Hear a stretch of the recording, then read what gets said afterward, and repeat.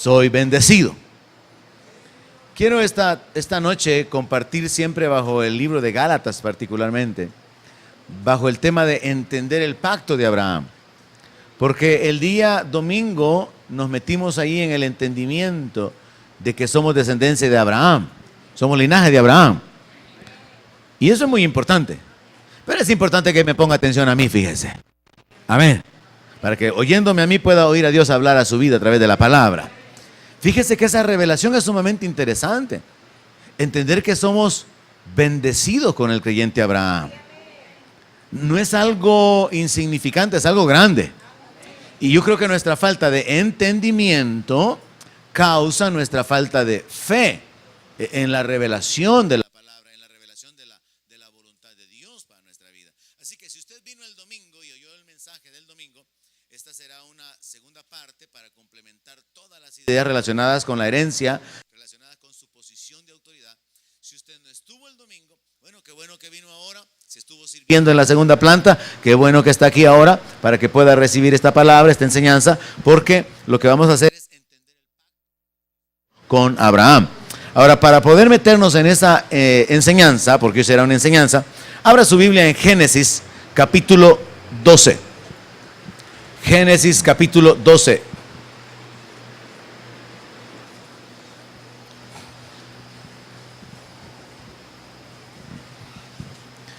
Y en el verso 1 leemos que Dios había hablado con Abraham, no le había cambiado el nombre todavía, y dice así la palabra: pero Jehová había dicho a Abraham, vete de tu tierra y de tu parentela y de la casa de tu padre a la tierra que te mostraré, y haré de ti una nación grande. Aquí comienzan las promesas de Dios, las bendiciones de Dios. Haré de ti una nación grande y te bendeciré.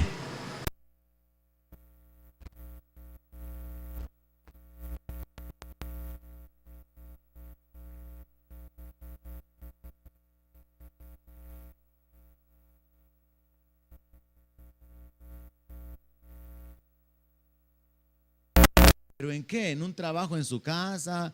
¿A pagar un recibo? ¿A salir de alguna deuda? Pero desde el punto de vista de Dios, te bendeciré.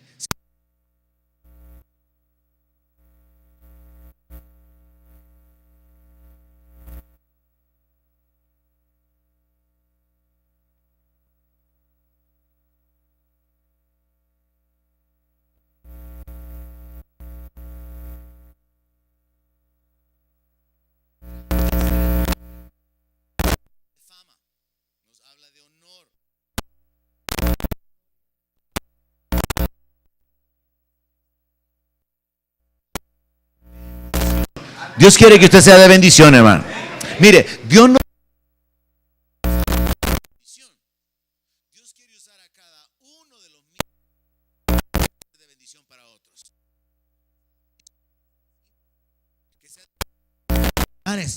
¿Cuántos ya han sido bendición para alguna familia? Dios ha alcanzado a otros con sanidad, con bendición material, con el conocimiento del evangelio y a través de las relaciones familiares. Dios quiere usarlo a usted como un canal de bendición. Verso 3. Bendeciré a los que te bendijeren, y a los que te maldijeren, maldeciré, y serán benditas en ti todas las familias de la tierra. Ahora, este texto nos da un entendimiento parcial del pacto que Dios hace con Abraham. Aváncese 10 capítulos, siempre en Génesis. Busque Génesis 22. Esta noche va a ser noche de estudio bíblico.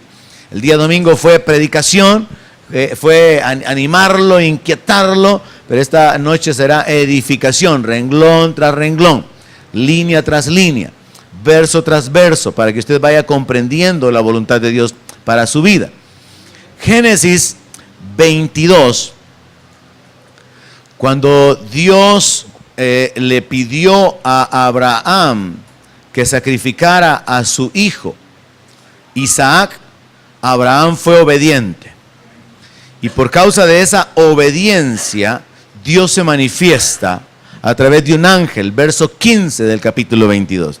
Y continúa la revelación de las promesas de bendición. Génesis 22, 15. Y llamó el ángel de Jehová a Abraham por segunda vez desde el cielo y dijo: por mí mismo he jurado, dice Jehová. Mire, no había nadie más grande por quien Dios podía jurar, así que juró por él mismo. Y si hay un juramento, significa que eso no puede ser cambiado, sobre todo si viene de la boca de Dios. Por mí mismo he jurado, dice Jehová, que por cuanto has hecho esto y no me has rehusado a tu hijo, tu único hijo, de cierto, con seguridad, indudablemente, te voy a bendecir. Voy a multiplicar tu descendencia como las estrellas del cielo y como la arena que está a la orilla del mar. Imagínense que en este punto Abraham solamente tenía a Ismael y a Isaac. Y ahora Abraham ya tenía unos 110, 112 años probablemente. Y él no podía tener esperanza de tener una gran descendencia.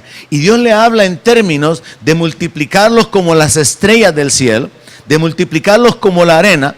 Y le dice algo más que es sumamente importante, que nos habla de la posición de autoridad delegada por nuestro Señor Jesucristo a nosotros como creyentes. Y tu descendencia poseerá las puertas de sus enemigos. Ahora, para nosotros ese texto no tiene una mayor claridad mientras no entendemos la cultura judía, la cultura bíblica, la cultura del antiguo tiempo, porque esto en particular nos habla acerca de que las puertas de la ciudad, todas las ciudades estaban rodeadas por muros para protección, y en las puertas se realizaban los contratos legales. Ahí se realizaban los juicios, ahí se realizaban las compraventas, ahí se realizaban los arreglos. Así que el que estaba en la puerta o los jueces se colocaban en la puerta para definir arreglos, para definir pactos o contratos. Y los que tenían el control de la puerta también tenían el control de quién entraba o quién salía. Y es bajo ese entendimiento que el Señor le dice a Abraham: tu descendencia va a poseer las puertas de sus enemigos, lo cual significa que van a tener autoridad, control. Imagínense lo contrario, que los enemigos tengan el control de nuestras puertas. Significa estar dominados, significa estar sitiados, rodeados y hundidos bajo el poder o bajo el dominio de los enemigos. Pero poseer las puertas de los enemigos, ¿qué significa? Estar en autoridad. Y es de lo que el Señor le está hablando a Abraham aquí. Y luego en el verso 28, en tu simiente serán benditas todas las naciones de la tierra, por cuanto obedeciste a mi voz. Así que el tema de esta noche es entendiendo el pacto con Abraham. Y es la continuidad de la prédica del día domingo. Gálatas capítulo 3, verso 6. Entonces, ya cubrimos el 2, donde establecimos la meditación del domingo. Vamos a avanzar sobre otros aspectos. Gálatas capítulo 3, verso 16. Ahora bien, a Abraham fueron hechas las promesas y a su simiente. O sea que es un pacto que tiene promesas. Y esas promesas dependían específicamente de una persona en particular, identificada como la simiente. Y luego dice, no dice y a las simientes como si hablase de muchos, sino como de uno. Dice, y a tu simiente, la cual es Cristo. O sea que cuando Dios está hablando con Abraham, y usted mentalícese o imagínese el cuadro, Dios le pide a Abraham que sacrifique a su propio hijo, su único hijo, y desconoce a Ismael. Dios reconoce a Isaac, porque Dios no reconoce lo que hacemos en la carne. Dios reconoce lo que hacemos en el espíritu y en obediencia. Entonces, Dios le pide que sacrifique a su hijo único. Abraham está dispuesto a hacerlo, y prácticamente que en su corazón lo hizo porque fue detenido un momento antes de que lo matara. Ahora Dios le dice, por cuanto has hecho esto, por cuanto obedeciste a mi voz y a mi mandato, te aseguro, te repito, que yo voy a bendecirte, te voy a poner en alto, voy a multiplicar tu descendencia, y a través de tu simiente, y Dios estaba pensando en Cristo, porque aquí en Gálatas dice que Cristo es la simiente, a través de tu simiente serán benditas todas las naciones de la tierra. Dios no solamente estaba pensando en la descendencia de Abraham, Dios estaba pensando en alcanzar a los millones y millones de seres humanos de las diferentes naciones a través de los siglos. Así que Dios estaba pensando no en la descendencia natural de Abraham, sino en una descendencia sobrenatural, y esa descendencia sobrenatural es el Señor Jesucristo. Entonces tenemos que entender esto. El pacto fue hecho con Abraham, pero se iba a llevar a cabo a través de su simiente, a través de Cristo, no a través de nadie más, sino que tenía que nacer el Cristo, el Mesías. Ahora, ese pacto abrahámico, según leemos en el verso 16, incluía promesas de bendición. Pablo está diciendo que a Abraham fueron hechas las promesas. O sea que no es solamente una promesa. Y aquí es donde entra la importancia, hermanos, de que como creyentes fuéramos diligentes en escudriñar la palabra. Porque yo le aseguro que yo ya he citado varias veces, y usted habrá leído en la Biblia, que por medio de la fe y la paciencia se heredan las promesas. Pero le aseguro que usted no se ha sentado para hacer una lista de las promesas que usted puede accesar. Porque no somos así como que muy esforzados, sino que vimos la palabra y nos conformamos. ¿Cuáles promesas? ¿Promesas de qué? ¿Qué es lo que está disponible para nosotros como creyentes? Nos conformamos muchas veces con un entendimiento muy superficial, muy externo de la palabra, y no nos detenemos. Y esta noche quiero comenzar a inquietarlo con respecto a esto. Porque según la palabra que teníamos el día domingo, usted es bendecido con el creyente Abraham. Pero tiene que saber también qué clase de bendiciones son las que tiene. Y según esta escritura, las promesas están disponibles a través de Cristo para cada uno de los creyentes. Pero cada creyente debería estar interesado en saber cuáles promesas. Yo no me imagino en lo natural que llamen a algunos miembros de una familia para poder leer testamento y que les digan, bueno, miren, estamos aquí porque queremos darle lectura a la última voluntad del finado, queremos darle lectura al testamento. Y yo no me imagino que la gente se levante y diga, hoy no tengo tiempo, otro día voy a averiguar. Yo no me imagino que la gente, si lo citaron para poder ir a la lectura del testamento, diga, la verdad es que yo sé que algo me ha dejado, pero no estoy así como que muy necesitado. Al rato voy a averiguar, a ver qué me ha dejado. Yo creo que cuando se habla de leer testamento, la gente hace como cuando antes había que hacer cola para recibir la visa americana, ¿verdad? La gente madrugaba y estaban ahí de la medianoche, ahí en las barandas de la embajada. Yo imagino que para leer un testamento la gente pone un cierto interés. No me imagino yo a la gente así como, no me importa. Pero en lo espiritual sí sucede eso. Tenemos un Nuevo Testamento. Y en el Nuevo Testamento está nuestra herencia. Pero muy pocos creyentes son tan diligentes en leer el Nuevo Testamento para poder saber cuál es la herencia. Y como no saben cuál es la herencia, no lo poseen. No saben qué es lo que está disponible, a qué tienen acceso. Así que quiero inquietarlo esta noche con respecto a esto, porque hay promesas que están disponibles para usted. Amén. Ahora, el apóstol Pablo viene y va estableciendo, como dije, renglón tras renglón, algunos aspectos necesarios de que nosotros los entendamos, a fin de que nos paremos con un entendimiento claro de la voluntad de Dios. Y entonces toca el aspecto del pecado, una vez más.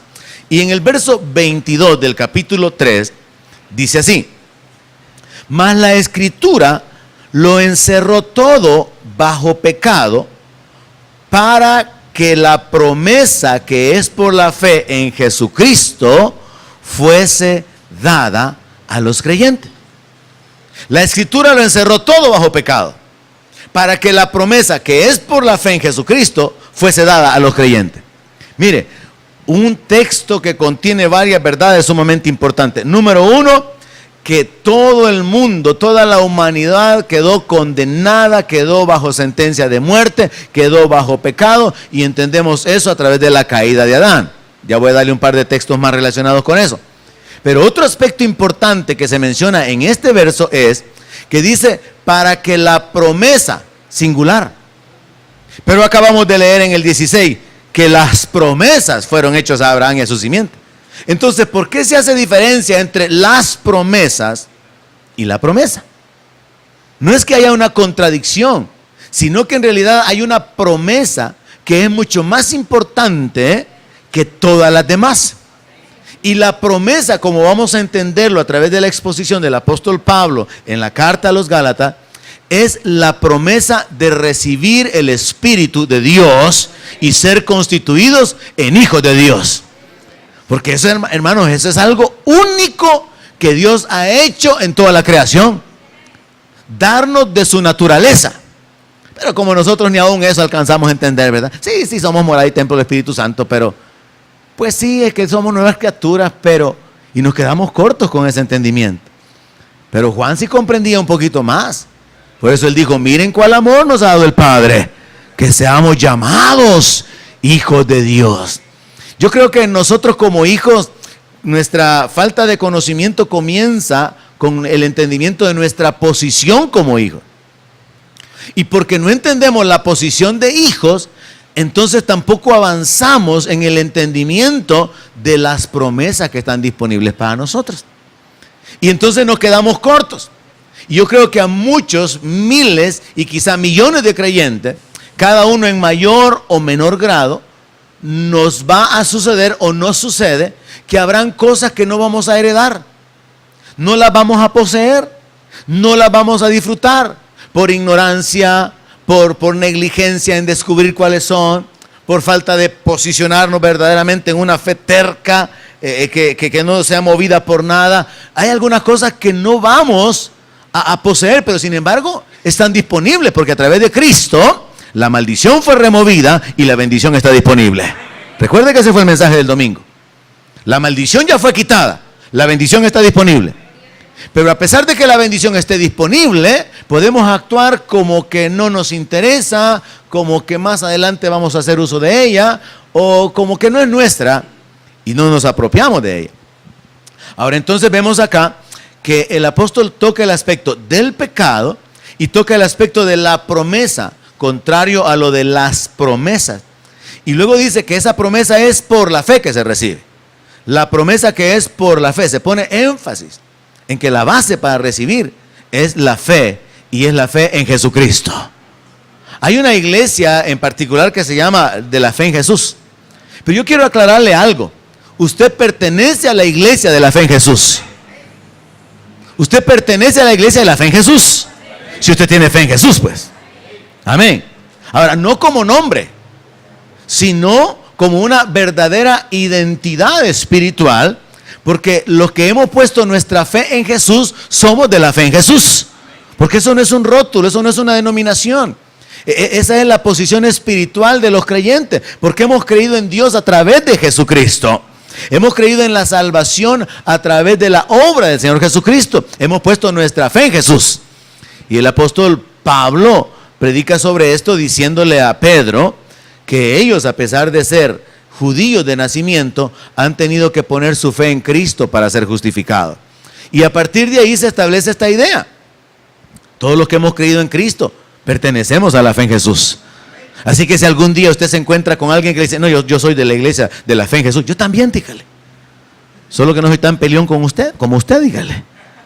No creo que para ser salvo hay que hablar en lenguas, no creo que para ser salvo hay que tener las llaves en particular, ni creo que somos los únicos ni los mejores, porque esa es la característica de la iglesia de la fe en Jesús, que piensan de que ellos son únicos y entonces prácticamente se van aislando hacia el área donde entran las sectas de los que creen que son los únicos que tienen la revelación de la palabra. Pero todos aquellos que han puesto su fe en Jesucristo son salvos, porque somos salvos por gracia, por medio de la fe en el Señor, no porque tengamos un rótulo.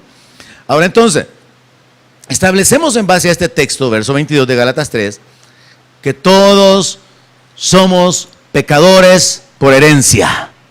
Todos somos pecadores por naturaleza. Todos somos pecadores practicantes por naturaleza, porque nacimos como esclavos del pecado. Nadie nos enseñó a pecar, sino que simplemente la naturaleza de pecado comenzó a manifestarse.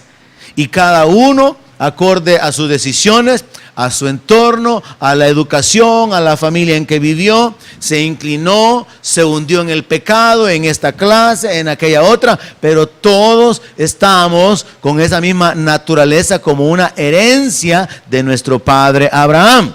Amén. todos somos pecadores practicantes por naturaleza. Y esto está comprobado a través de algunas escrituras, entre ellas Romanos 3:23, que dice: por cuanto todos pecaron y están destituidos de la gloria de Dios. Un texto difícil de entender porque mucha gente pregunta: pero pastor, si los niños chiquitos no han pecado. Pero lo que pasa es que está hablando de una naturaleza pecaminosa que se va a manifestar. O sea, uno ya nace pecador. Usted no es que se convirtió en pecador. Usted nació pecador desde el día de su cumpleaños. Amén. Ese día nació un pecadorcito más. Y aunque hubo fiesta en la tierra, la fiesta en los cielos es cuando el pecador se arrepiente. En la tierra hay fiesta cuando nace un pecadorcito. Pero en el cielo hay fiesta cuando el pecador se arrepiente. Así que puedo asegurarle que en el cielo no se hace fiesta en el día de su cumpleaños. En el cielo se hace fiesta quizá para recordar el día en que usted le entregó su vida a Cristo. Imagínese, hermano, esa expresión que los ángeles se alegran y hacen fiesta por un pecador que se arrepiente. O sea, significa que eso es algo realmente importante para Dios. Ahora, otro texto para entender esto es Romanos capítulo 5, verso 12. Y aquí está más claro. Hay que entender que el pecado es una naturaleza heredada. Romanos 5, 12. Por tanto, como el pecado entró en el mundo por un hombre. ¿Cuál hombre? Adán. Por tanto, como el pecado entró en el mundo por un hombre, y por el pecado la muerte, así la muerte pasó a todos los hombres, por cuanto todos pecaron. Ahí está más claro el entendimiento o la aplicación del apóstol Pablo. El pecado entró a la humanidad como una herencia. En lo natural podemos tener algún conocimiento sobre la genética y cómo los padres transmiten a sus hijos, y eso se le llama heredar, transmiten a sus hijos rasgos, transmiten a sus hijos ciertas cualidades o ciertas facciones relacionados con su cuerpo, con lo físico. Pero se nos prueba espiritualmente que también se heredó una naturaleza de pecado. Y que por causa de que Adán engendró hijos e hijas después de haber caído en su comunión con Dios, entonces todos los hijos engendrados posteriormente nacieron con la semilla del pecado, y esa es la forma en que nosotros nacimos y es la forma en que cada niño que viene a este mundo nace. Entender eso es importante porque la iglesia evangélica está dividida cuando hablamos de la salvación de los niños. Y muchas personas piensan que los niños se van al cielo. En muchas iglesias se enseña y hasta se consuela a los padres, animándoles, si son inconversos: no, mire, usted no se preocupe por él, preocúpese por usted, porque su niño está en el cielo. Pero si la Biblia nos habla acerca de haber nacido con una herencia de pecado, con una naturaleza de pecado, eso como que es algo contradictorio entonces, el poder dar un consuelo o una esperanza.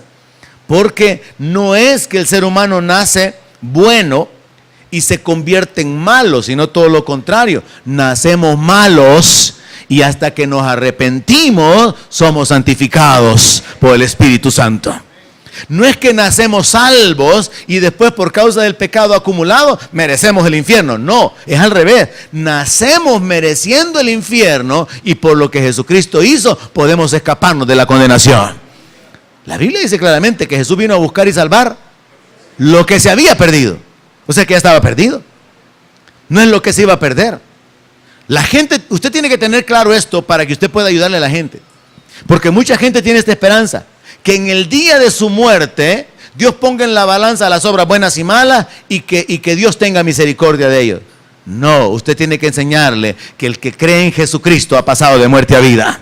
Y no tiene que esperar el día de su muerte para que se determine su eternidad. Porque la eternidad se determina mientras tenemos la posibilidad de entregar nuestra vida a Cristo, de poner nuestra confianza en el Señor. Por eso es que Jesús le dijo a los fariseos: si ustedes no creen que yo soy, les dijo, y no les dice que quién es Él, el camino, la verdad, la vida, el Mesías, Emmanuel, Dios en medio de ellos o Dios con ellos. Si ustedes no creen que yo soy, les dice, en sus pecados van a morir. En otras palabras, está diciendo: si ustedes no aceptan que yo soy el único, que yo soy el Cordero que quita el pecado del mundo, que soy el único camino para llegar al Padre, van a morir sin esperanza. Porque yo soy el único que puedo salvar. Y la palabra lo confirma cuando dice que en ningún otro nombre hay salvación. Porque no hay ningún otro nombre debajo de los cielos dado a los hombres en el cual podamos ser salvos. Así que no hay un complemento, no hay una ayuda, no es a través de las iglesias, no es a través de la doctrina, es a través de Jesús únicamente. Y por eso es que Él es la simiente.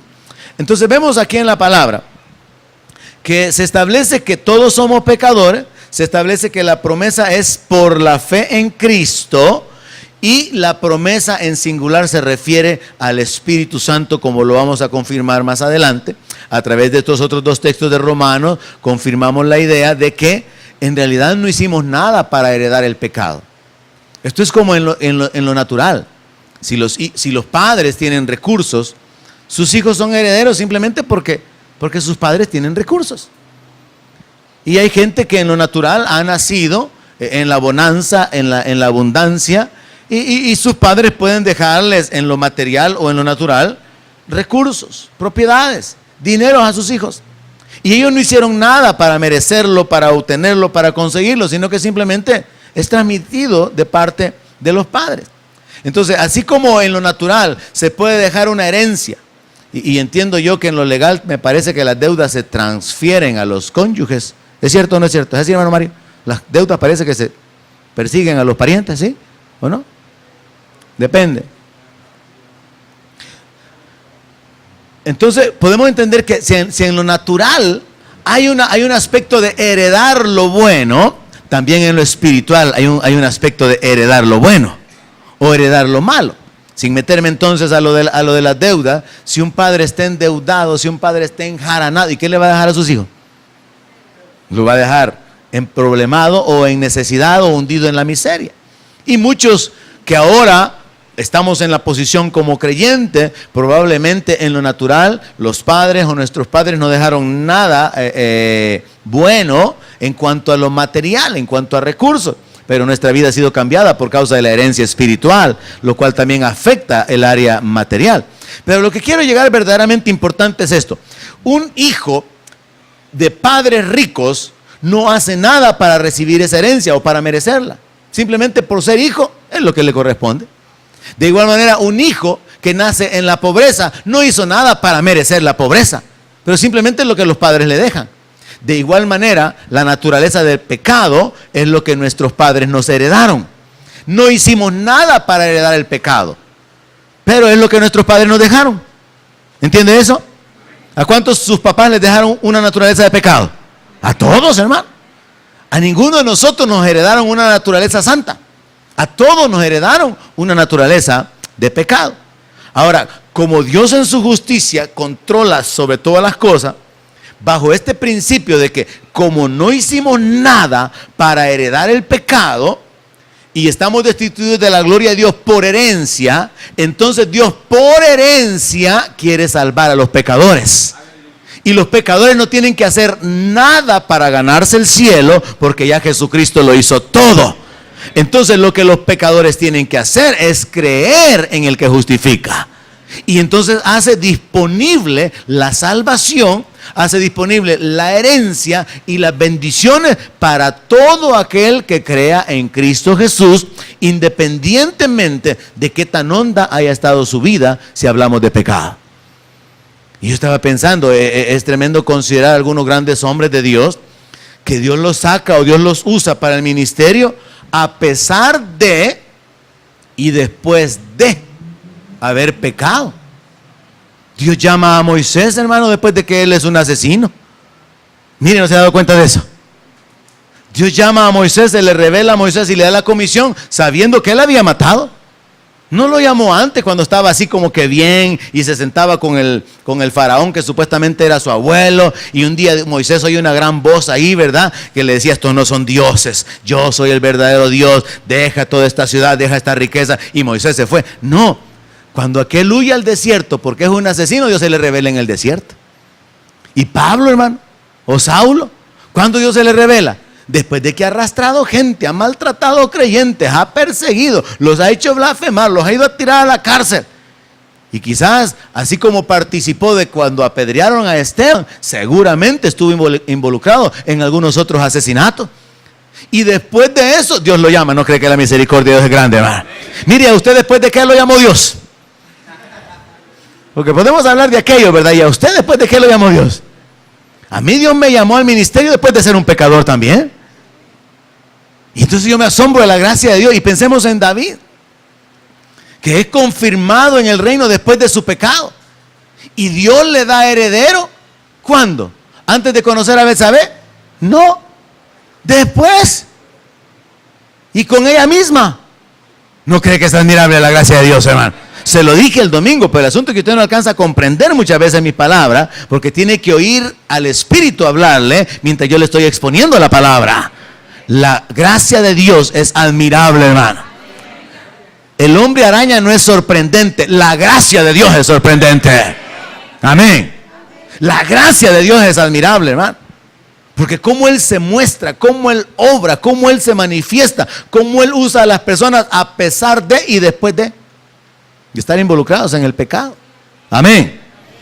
Entonces, como Dios sabía que no habíamos hecho nada para heredar el pecado, Dios en su justicia determina que no hagamos nada para heredar el reino, excepto creer. Creerle a Él, que es el que justifica. Creerle a Él, que fue el que envió a su Hijo unigénito para dar su vida en rescate por muchos. Y entonces vemos a través de Gálatas, capítulo 3, verso 26, que son hijos o somos hijos de Dios por la fe en Cristo Jesús. Amén. Gálatas 3:26. Pues todos sois hijos de Dios por la fe en Cristo Jesús. Ya el apóstol Pablo ha tocado el aspecto de ser descendientes de Abraham. Y que el creyente es bendecido con el creyente Abraham. Algo que todavía no le ha penetrado a usted. Porque yo le dije, el domingo el tema era: ¿soy creyente? ¿Estoy justificado? ¿Soy bendecido? Pero creer eso, hermano, y realmente caminar con esa convicción puede cambiar su actitud, su forma de ver la vida, su forma de ser, su forma de vivir. Puede ensanchar su territorio o remover sus límites, el hecho de que usted sepa, que usted sabe, que está seguro que usted es bendecido. El hecho de que usted esté pero plenamente convencido que usted está justificado, que está perdonado, que tiene libertad para entrar delante de la presencia de Dios. ¿Para qué? Para alcanzar gracia, para el oportuno socorros, según el libro de Hebreos. Entonces es importante entender esas cosas, y si no las entiende, hermano, ir a la palabra para escarbar y profundizar en ella, para poder poseerla. Vean entonces, verso 26, pues todos sois hijos de Dios por la fe en Cristo Jesús. Somos hijos de Dios por la fe en Cristo Jesús. Somos los de la fe en Cristo. Somos los de la fe en Jesús. Somos hijos de Dios. Es por la fe en Jesús que se llega a colocar a la persona en esa posición de hijo. Verso 27, aspectos muy interesantes que se van detallando. Porque todos los que habéis sido bautizados en Cristo, no está hablando del bautismo en agua, bautizados en Cristo, de Cristo estáis revestidos. Ya no hay judío ni griego, no hay esclavo ni libre, no hay varón ni mujer, porque todos vosotros sois uno en Cristo Jesús. Y si vosotros sois de Cristo, ciertamente linaje de Abraham sois y herederos según la promesa. Aquí, hermano, encontramos otra declaración fuerte, poderosa, profunda, que es sumamente importante que usted la valore, que usted la atesore, que usted se preocupe por entenderla, por creerla y por permanecer en ella. Esta declaración del verso final, aunque hay otros detalles que quiero mencionar de los otros versos anteriores, pero esta última, ciertamente linaje de Abraham sois. Pablo está diciendo que usted es descendiente de Abraham. ¿Por qué? Porque esto es algo espiritual. Abraham le creyó a Dios y se convirtió en el padre de los creyentes, circuncidados y no circuncidados. Porque él recibió la incircuncisión, él recibió la promesa estando en incircuncisión, pero se circuncidó como sello de la promesa y del pacto que tenía con Dios. Así que él viene a ser, y vimos eso el domingo, él viene a ser padre de los circuncidados, pero también él es padre de los incircuncisos, es decir, de nosotros los gentiles. Amén. Pero el punto es este: que usted camine por este mundo sabiendo que usted es linaje de Abraham. ¿Y qué? Bueno, que Abraham es el amigo de Dios. ¿Y qué? Bueno, que Abraham es el padre de los creyentes. ¿Y qué más? Que Abraham tiene un pacto. Pero ¿y qué más? Que hay un pacto de bendición a través de Abraham y a través de su simiente. Y por lo tanto, usted es una persona de pacto. Aquí es donde los creyentes a veces no logran entrar. Usted es una persona de pacto, hermano. A través de la fe en Cristo, usted no ha sido insertado en una iglesita de tantas iglesitas. No, a través de la fe en Cristo, usted ha sido injertado en el linaje, en la descendencia de Abraham, como una condición espiritual, y todas las promesas que Dios le hizo a Abraham tienen que ver con usted. Aquí es donde está lo poderoso, hermano. Pero nosotros leemos con respecto a Abraham y que el viejito era rico y esto y lo otro, y nosotros aquí estamos ya haciéndonos viejitos igual que él, pero no tan ricos como él, ni tan victoriosos, ni tan bendecidos. Y ahí sí dicen amén. Porque no hemos entendido qué tiene que ver nuestra relación con Abraham. Todo, la victoria, la bendición, la vida, las promesas, la herencia, el espíritu para ser adoptados como hijos. Entonces es importante, hermano, esta enseñanza, esta doctrina, es importantísimo que cada creyente pudiera entenderla. Pero va a depender de su diligencia en escudriñar la palabra, para que usted se coloque en la posición que le pertenece. Entonces, estableciendo algunos detalles, poniendo énfasis en algunas cosas. Verso 26, me regreso, 26 al 29, para resaltar las cosas importantes. Verso 26, somos hijos por la fe. Al igual que Abraham vino a quedar en una posición, en una relación con Dios por la fe, y de la manera en que Isaac nació no por el esfuerzo humano, sino por la promesa divina y por la expectativa de fe de Abraham y de Sara, que por la fe recibió las fuerzas para concebir. De igual manera que Isaac nació por la fe, nosotros también hemos nacido por la fe en Cristo Jesús. La única diferencia, ¿sabe?, que hay entre Isaac y usted, entre Isaac y yo, es esta: que Isaac no tuvo que creer para nacer. ¿Quién tuvo que creer para que Isaac naciera? Abraham y Sara. Pero para que usted naciera de nuevo, ¿quién tuvo que creer? Usted tuvo que creer. Y por eso Jesús le dice a Nicodemo: mira, tenés que nacer de nuevo. ¿Y cómo hago?, le dijo aquel. Y no sabe esto, le dijo el Señor, y son maestros de Israel. Y lo mismo sucedería ahora con muchos creyentes. Y no saben cómo caminar en victoria. Y son miembros de la iglesia hace 15 años. Y no saben que son herederos de Abraham y que la victoria les pertenece. Y que son herederos. Y han estado en la iglesia metidos y sentados domingos, martes y jueves por años. Y no saben ni siquiera esto. Nos pasa igual que a Nicodemo, hermanos. Pero esta noche podemos cambiar las cosas. Aleluya. Verso 27. Porque todos los que han sido bautizados en Cristo, metidos en el cuerpo de Cristo. Romanos 6 nos habla de esto. De ser bautizados en el cuerpo. Es diferente ser bautizado en agua, ser bautizado en Cristo, ser bautizado con el Espíritu Santo, ser bautizado en la muerte. Son diferentes bautismos. Ahora aquí nos está hablando de ser bautizados en Cristo. Ser metidos, ser insertados en el cuerpo de Cristo. Y miren la figura que ocupa Pablo. Dice que todos los que han sido bautizados en Cristo, de Cristo están revestidos. O sea que el verdadero creyente, hermano, es como que estuviera escondido en Cristo. Es como que lo hubieran metido en Cristo. Mire, no es lo mismo un soldado que, aunque lleve sus armas y municiones y tenga todo su uniforme y su casco y sus botas y todo, vaya al frente, a que metan a ese mismo soldado con armas y municiones y lo metan dentro de un tanque. No es lo mismo. ¿Verdad que no? No es lo mismo que usted vaya a hacerle frente al enemigo, que le vaya a hacer frente al mundo, que enfrente las aflicciones y las dificultades solamente con la promesa de que Dios le va a ayudar, Dios lo va a respaldar, esfuércese porque algo le va a salir, a que usted esté revestido de Cristo. Porque estar revestido de Cristo nos habla de una posición espiritual de respaldo, de cobertura, de protección. ¿Alguien puede entender eso? Estar revestido de Cristo. Mire, hermano, si a Batman no le calan las balas por el traje de Kevlar que usa, y entonces le disparan y le tiran y nada. Y si la Mujer Maravilla, hermano, se quita los balazos así con los volados que tiene aquí en las manos. Solo quiero despertar a los que duermen, para que se acuerden de sus héroes. Ahora la palabra dice que nosotros estamos revestidos de Cristo.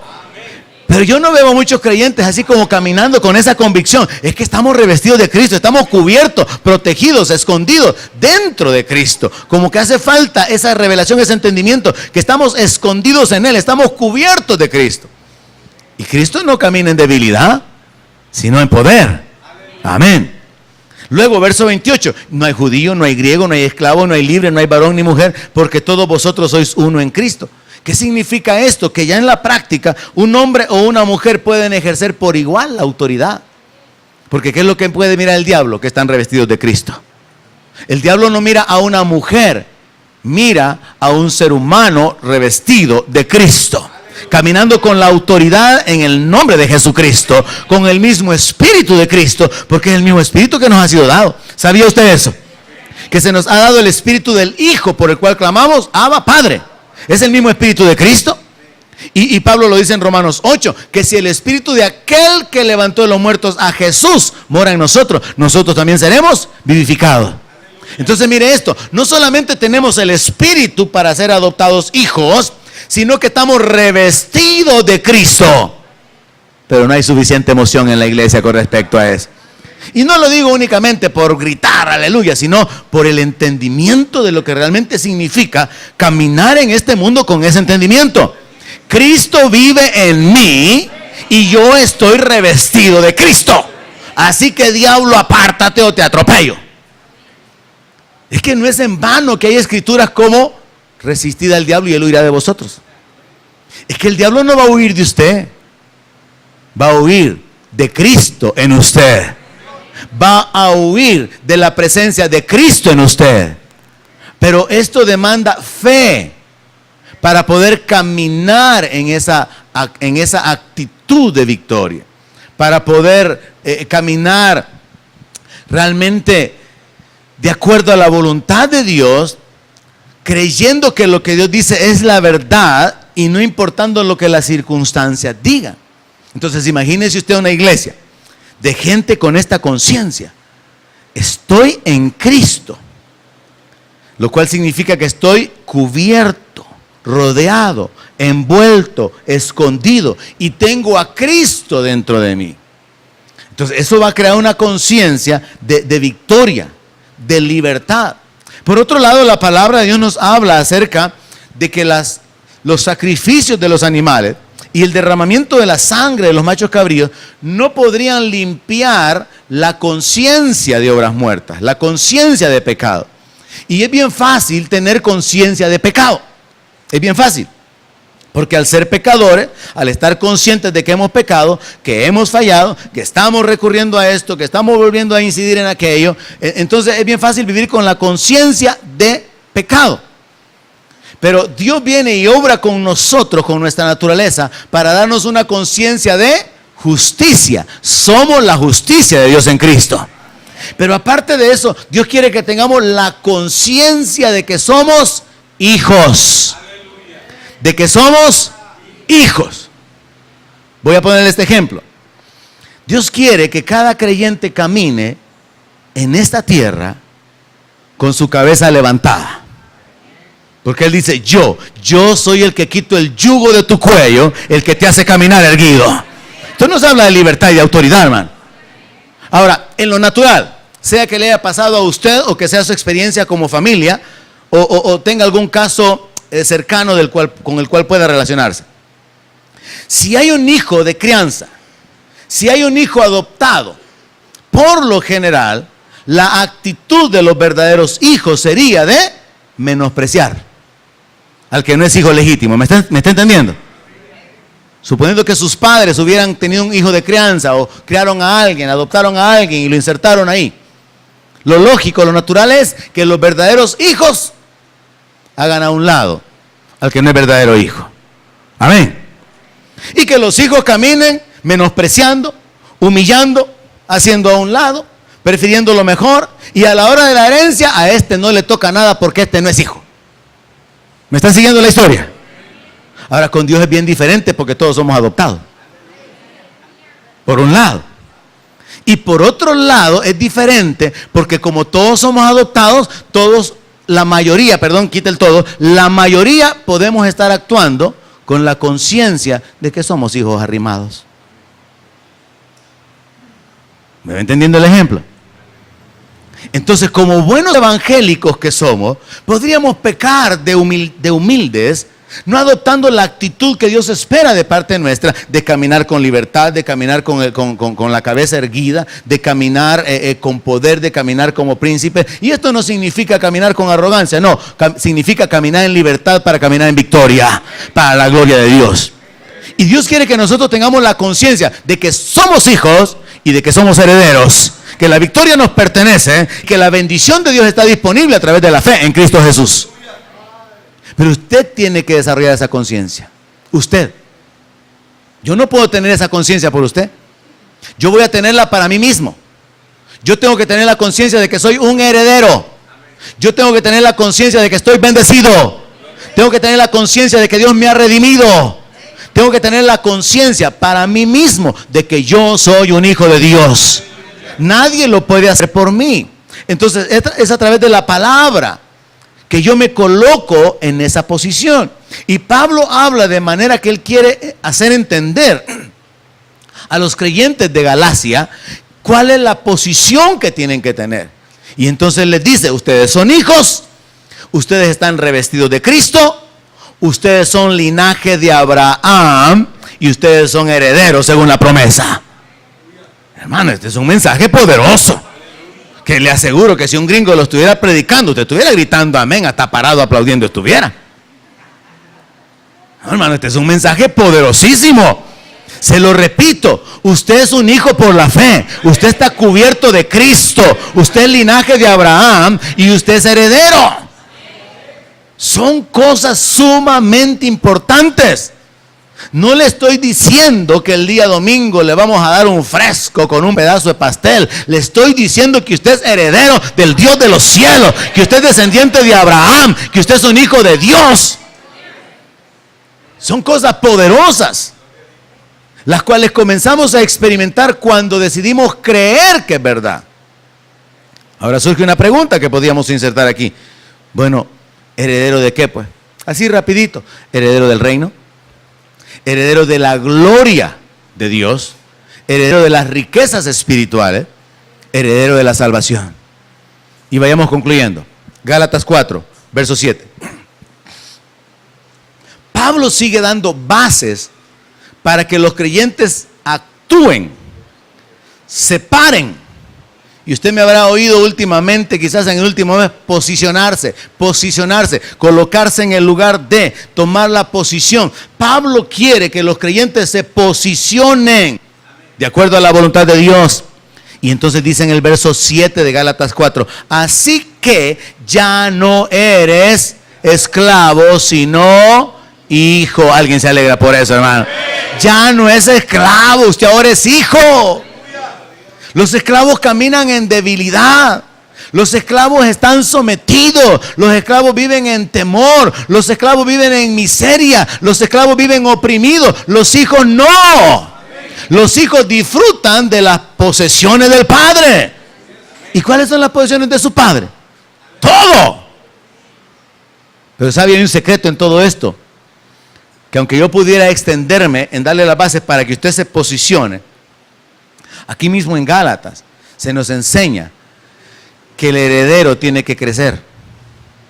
Porque si usted no crece, no hereda. Y ese es otro tema muy importante, tocarlo aparte.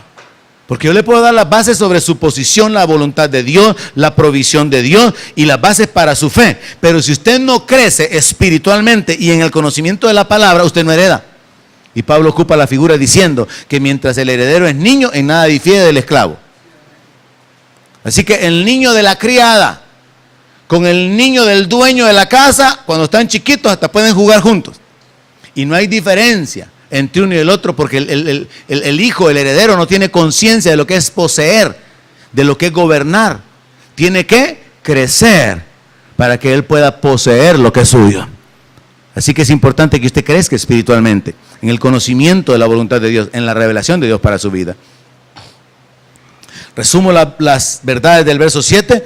Entonces ya no somos esclavos, somos hijos, somos herederos. Que alguien diga aleluya. Gracias, hermano. Gálatas 4:22, porque está escrito que Abraham tuvo 2 hijos, uno de la esclava, el otro de la libre. Pero el de la esclava nació según la carne, mas el de la libre por la promesa.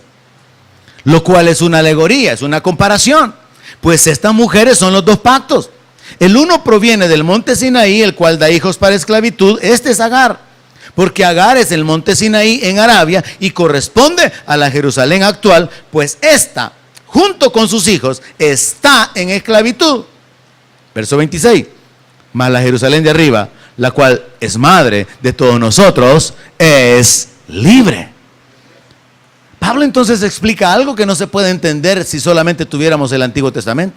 Sí, es que Abraham, por el consejo de la Sara, se acostó con la Agar y entonces nació Ismael, y después el pobre viejito estaba problemado porque la Sara le echaba la culpa, porque Ismael molestaba a Isaac. No, esa no es la telenovela importante del asunto. Ese no es el drama importante. Lo importante es que esas 2 mujeres tienen un simbolismo espiritual. La una dio hijos en esclavitud y representa a los judíos actualmente. Y la otra dio un hijo por la promesa, porque Hebreos 11 dice que Sara por la fe recibió fuerzas para concebir. O sea que llegó un momento en que tuvieron que creer que iban a tener un hijo, no porque tenían la edad para poder tenerlo, no porque tenían las fuerzas para poder tenerlo, y considerando todavía que Sara había sido estéril, llegó el momento en que tuvieron un hijo porque le creyeron a Dios. Y entonces, de la misma manera que Isaac nació por la fe, hay toda una descendencia que nace por la fe alrededor del mundo en este tiempo, y ha sido así desde aquel entonces en el Antiguo Testamento. Ha sido a través de la fe que se agrada a Dios. Y ya en el Nuevo Testamento, la iglesia, los creyentes, estamos identificados con la Jerusalén de arriba. Así que en el verso 28, Pablo está queriendo establecer las bases para que los creyentes queden convencidos sobre el asunto, y dice: así que, hermanos, nosotros como Isaac somos hijos de la promesa. Usted métase ahí, hermano. Así que, hermano, yo como Isaac soy hijo de la promesa. Y gloríese de eso. Usted como Isaac, si ha puesto su fe en Cristo, usted es un hijo de la promesa. Y si es un hijo de la promesa, la herencia es para usted. Si es hijo de la promesa, las promesas son para usted. La herencia es para usted. La posición es para usted. Verso 31 de Gálatas 4. De manera, hermanos, que no somos hijos de la esclava, sino de la libre. Usted no es hijo de la esclava, usted es hijo de la libre. Así que renuncia a caminar como esclavo y tome la decisión de caminar como libre. No, nosotros renacimos por la fe y nosotros renacimos en libertad. Antes éramos esclavos del pecado, pero ahora Cristo nos ha hecho libres. Amén. Y nos ha hecho herederos y nos ha hecho bendecidos o benditos. Y usted puede proclamar las bendiciones, creer en las bendiciones, indagar sobre las bendiciones, esperar la manifestación de las bendiciones, porque esa es la voluntad de Dios para su vida. Le animo, hermano, a que escudriñe más la palabra sobre esto, porque de su diligencia depende el poder conquistar y el poder poseer lo que Dios ha provisto para su vida. Oramos. Padre, gracias, porque esta noche somos recordados que somos hijos tuyos, que somos herederos de la promesa. Esta noche somos recordados, Señor, que tu propósito y tu voluntad se manifiestan en Cristo para caminar en libertad, en autoridad, en victoria y en bendición. No depende de lo que nosotros hagamos, sino de lo que Cristo ha hecho por nosotros. Padre, gracias porque no somos hijos de la esclava, porque tú nos has dado libertad, porque como Isaac somos hijos de la promesa. Padre, gracias porque esta noche podemos profundizar más, un poco más, en el entendimiento de tu voluntad y saber que somos herederos, que somos hijos tuyos, que tú nos has redimido, que estamos revestidos de Cristo y que es por la fe que ya no somos esclavos, sino que somos hijos. Recibe la gloria, la alabanza, las acciones de gracias a través de Jesús, nuestro Rey y Señor. Amén. Aleluya. Gloria a Dios, hermano. Nos despedimos adorando al Señor con nuestras ofrendas, nuestros diezmos esta noche y nos vemos el día jueves para nuestra reunión general. Recuerde que hay discipulados el día jueves y hay algunos hombres que no están todavía en discipulado y sería bueno que se acerquen para hacérmelo saber para que armemos un grupo de discipulados. Venga al frente, adore al Señor con sus ofrendas. Cada día la misericordia de Dios se renueva. Cada día usted puede adorar a Dios con sus finanzas. Venga al frente y dele la gloria a Dios por su gracia, por su misericordia sobre su vida. Bendiciones. Nos vemos el día jueves.